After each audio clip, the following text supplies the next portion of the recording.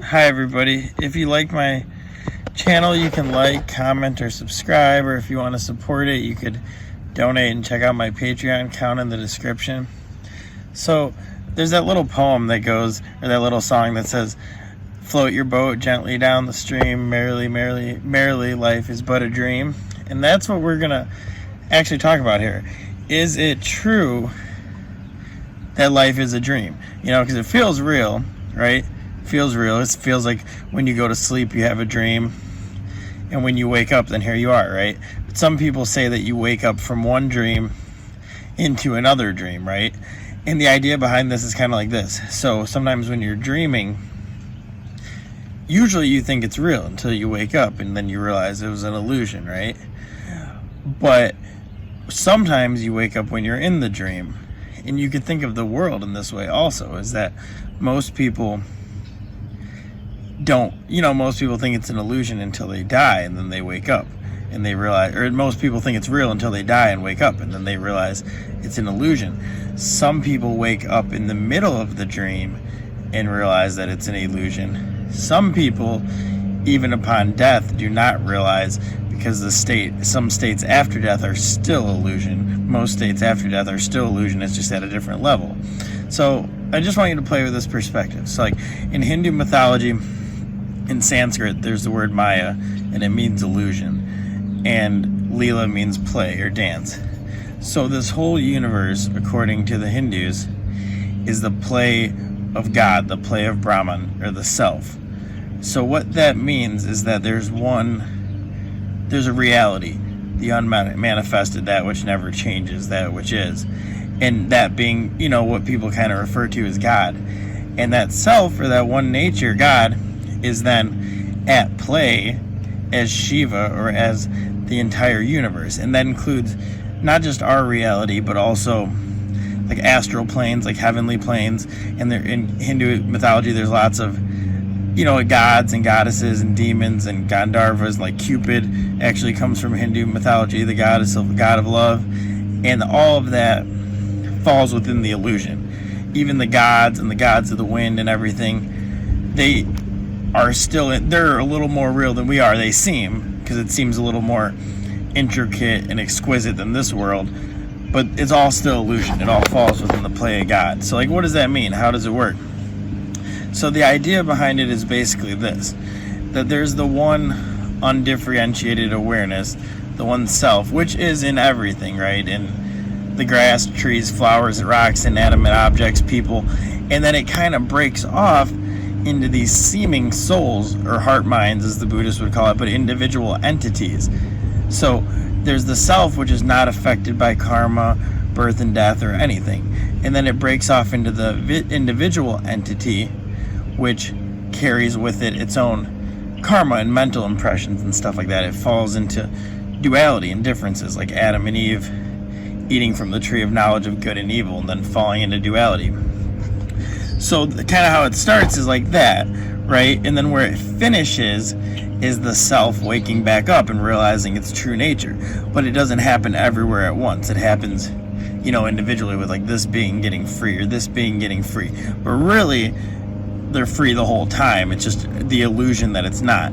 So it's almost like a game or a simulation, and everything falls within it. So it's all the play of God, or the self. So the one doing the acting, the one doing the stuff, it's not the ego who you think you are, because who you think you are isn't really there. That's just the reflection of consciousness through the mind, so then it thinks that it's an I.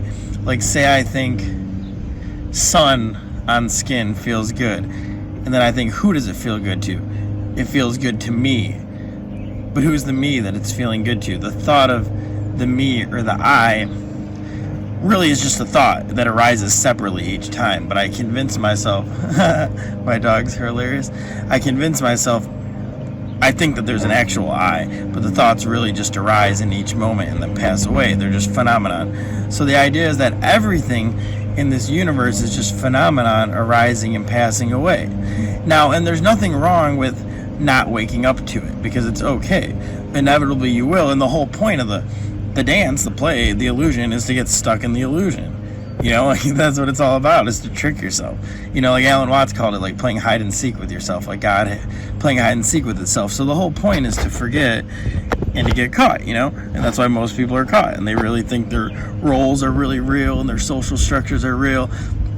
But like some part of you kind of knows deep down, because you know deep down, you know you're not like what people call you, or what degrees you have, or how smart you are, or this or that. You even kind of know, and your mind might be naturally gifted or ungifted or good with computers, or you might be an outdoors person, and you kind of know that that's not really, you know, that's not really the core essence. That's what you came into the world with, and that was not only just brought up with your ego construct as you developed, but also the ideas that you carry as the individual entity, which is also still part of the game.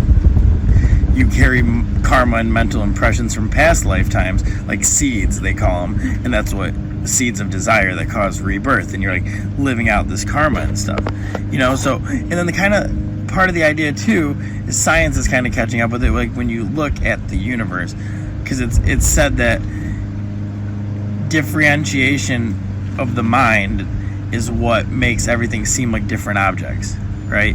So that it's not one seamless flowing, because the mind labels and projects like names to it. You know, like I'm wearing a sweatshirt, like these are beads. So as I project names onto all these things, I see them as different objects, where really it's just one happening all together. And even the individual's entity and the individual karma is still a part of this one happening, this one play of God. And so the reason that it's not, you don't need to wake up from it, it doesn't matter, you know, and you really can't, like, there's nothing you could do and there's nothing you could not do, you know.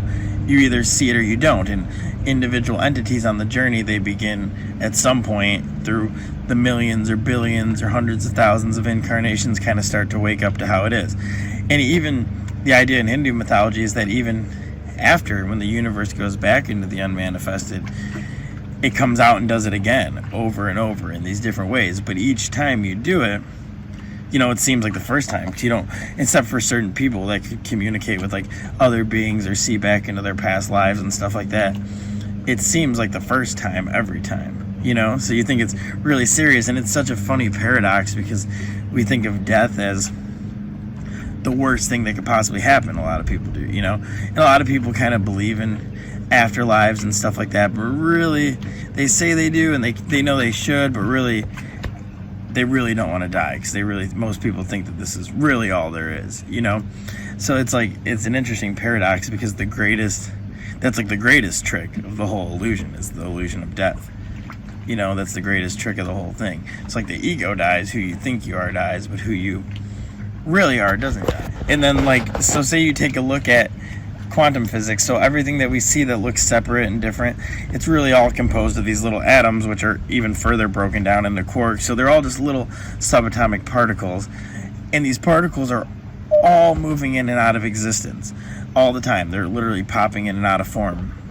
So it's like, it seems fixed, and that's part of the illusion. It's like, it seems like a fixed entity, seems like there's a you, seems like there's time and space, but even quantum physics has proven that to be illusory, because it's relative. In times, if you go faster, time literally moves slower. If there's stronger gravity, it moves slower. Like, time moves faster on the moon because there's less gravity there. And satellites that are orbiting Earth, time moves slower for them, even though there's more gravity than the moon, because they're closer to the Earth, but they're going so fast that the speed they're going is more than compensates for the extra gravity, and they actually move slower, and they have to factor that into GPS coordinates and stuff.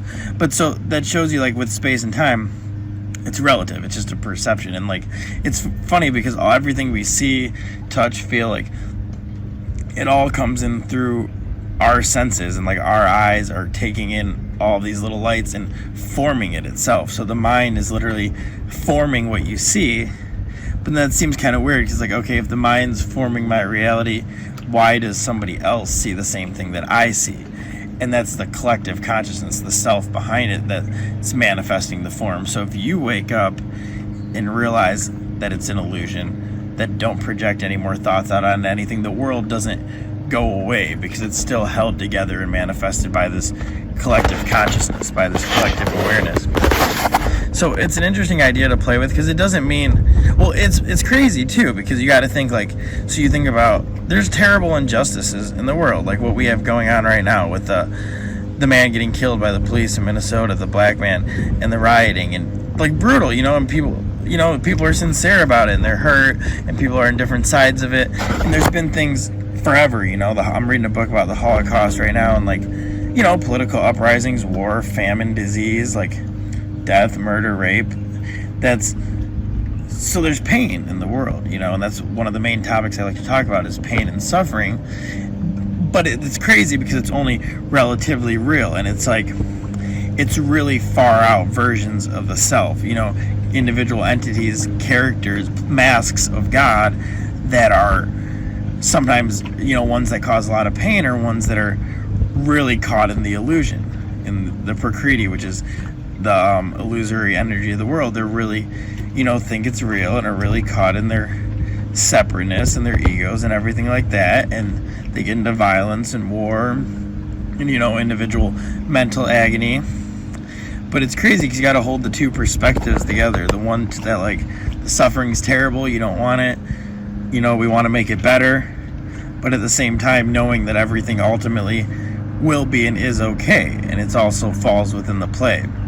It's a really hard thing to, like, kind of navigate your way through, because you don't want to use that idea to become callous and cold towards suffering either, because that really cuts you off too, but it also gives you the underlying idea that everything's okay and people are okay the way that they are, because everybody's just the different masks of God playing the different parts. Like, if we were all the same, if everybody was like me, that wouldn't be that cool, or if everybody was, the same dog, that wouldn't be that cool. So that's why it's the myriad forms manifesting, So usually as people start to wake up to this, as they're drawn to it due to their karmic tendencies, that's when they're dragged more motivated towards doing different spiritual practices, meditation and prayer methods, or get involved in spiritual groups, or inquiry and contemplation, or people do it with psychedelics and reading, or all the methods, or love and devotion. And so as they wake up, they're drawn into doing these methods because they start to see, like, man, I kind of want to see how it is.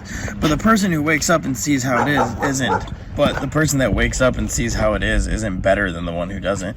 It's not about being better or worse. You could stay as involved in the world for as long as you want to be, and that's totally fine. That's part of how the play is supposed to be. It's supposed to trick you.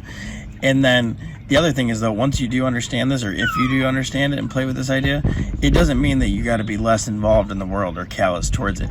It actually makes people more loving and more effective, because they could fully immerse themselves in whatever they're doing and really flow with it. The Tao, the way of things, God's will, without being as caught in it, and holding both perspectives at the same time.